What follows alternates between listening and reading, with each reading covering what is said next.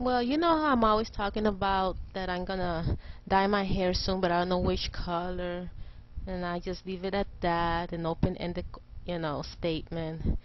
Well, the reason why I could never make up my mind is because I'm kind of scared to dye my hair, for the simple fact that I wanted to choose a lighter color, but for some reason it just doesn't penetrate. It doesn't take like it used to.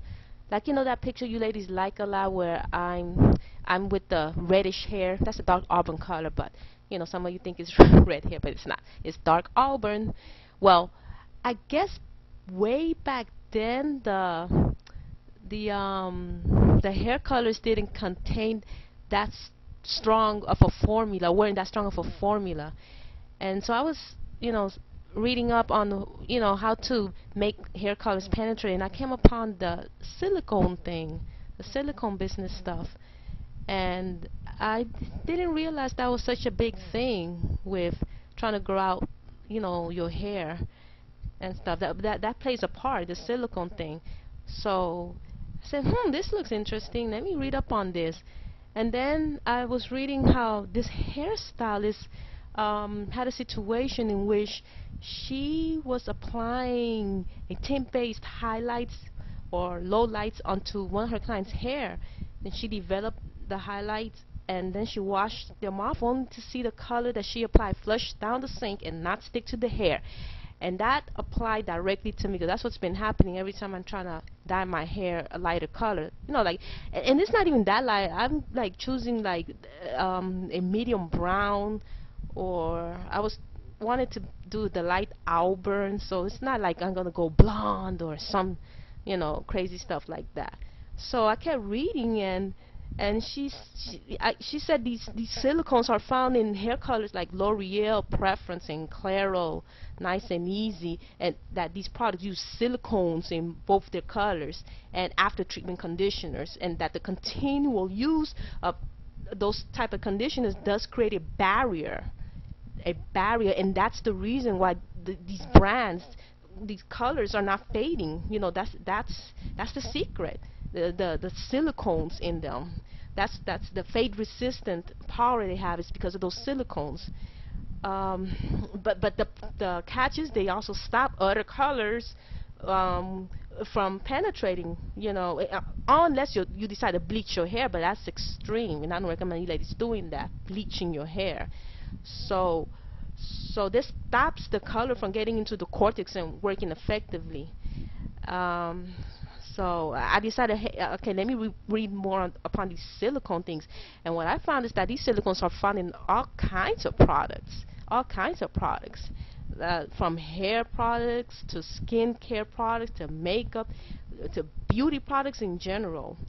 So I don't want to get complicated or confuse you ladies, but I do want you to know a little bit about these silicones. Now, some of you may know about it already, but I'm a newbie to this. Shima is a newbie to this silicone stuff. So this is what I learned is um, silicones are like polymers, and the polymers look like long stringy molecules made up of similar pieces, and they're like strung together. And for as far as the hair is concerned, they're supposed to coat the hair shaft, and they work differently. I mean, it depends on the type of ingredients they're mixed with or the type of products they're gonna be applied in. And the way to find out if a product has silicones is by reading the very last couple of letters. If it has like cone at the end of it, that's a silicone.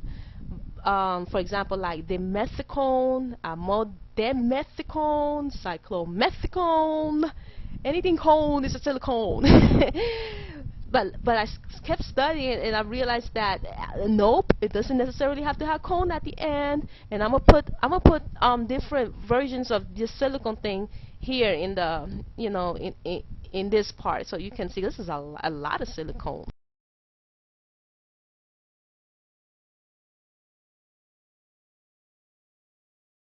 So my thing is, okay, fine, because of the silicones, I can, I'm having trouble dyeing my hair a lighter color. So how do I take these silicones out?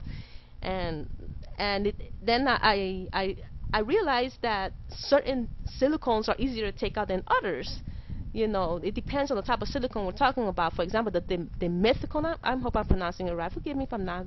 The dimethicone needs to be washed off, and the cyclomethicone supposedly evaporates off the hair, just like water evaporates.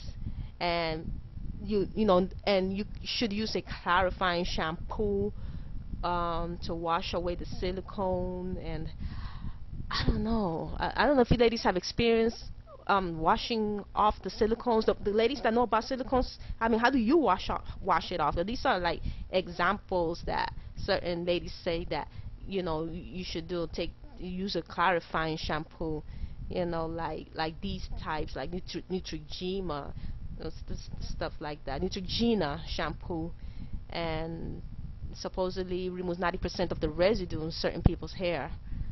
So I don't know. Yeah, let me talk about the pros and cons.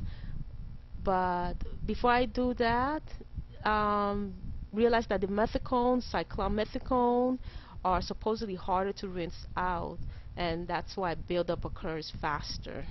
So basically, what I'm trying to say is, look at the turn the bottle around of your particular hair product, or whatever it is you're gonna put on your body, not just your hair. Remember, silicones are found in just about everything, and see what type of cones they have, and if it's the thing is, the silicone thing is not bad and it's not good. It depends. Regarding hair, it depends, because some some people don't have a problem with it. I only experienced the problem with these silicones regarding hair color. But when I was growing out my hair, I had no idea what this was, and my hair still grew down my back.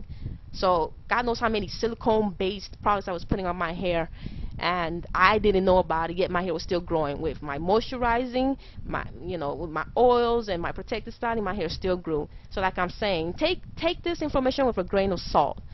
Again, don't get confused. I'm not posting this video to complicate matters. I just want you to be aware of the silicone thing. And remember, everything that I know, I want you to know. So, okay. So the pros of silicones, like examples of pros of silicones, they provide slip, they prevent tangles and breakage, they make the hair shiny, they lock in moisture, and they can also lock out moisture. I read. So, yeah. And also, they make split ends difficult to see. I don't know if that's a good thing or a bad thing. I just recommend you trim your ends at least once a month, every 4 weeks, no matter what. So just know. And well, the cons is, yeah, the buildup that occurs. They cannot be removed without detergents. They can lock moisture out of the hair, and they may not work for everyone. And that the problem with silicones is the fact that they aren't water soluble, and this varies from cone to cone. So it requires a detergent of some kind to remove these silicones from the hair.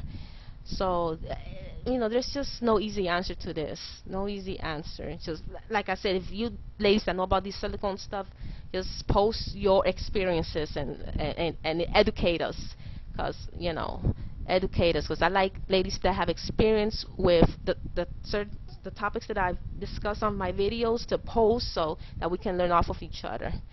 So yeah, so there you have it. My situation with the silicones was the hair dyes. I'm trying to get a lighter color and I can't, and now I know why, because of the silicones in those hair dyes.